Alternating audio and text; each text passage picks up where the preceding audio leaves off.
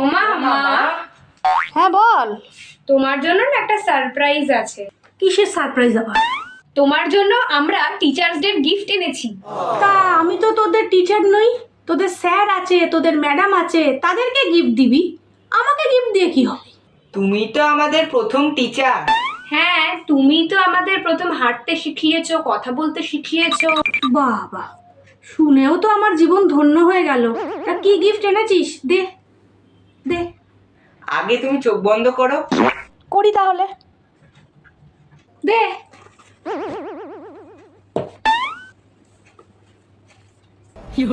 বাবা, এ আবার কি গিফট?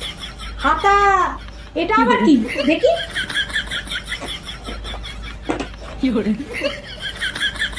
জুতো? বাবা, তাও আবার এক পাটি কেন রে? যখন জুতো দিয়ে মারো তখন তো এক পাটি জুতো দিয়েই মারো, তাই জন্য এক পাটি জুতো দিয়েছি। আর সব হাতাগুলো দিয়ে মেরে মেরে তো বেঁকিয়ে ফেলেছো, নাহলে ভেঙে ফেলেছো, তাই জন্য হাতা দিয়েছি।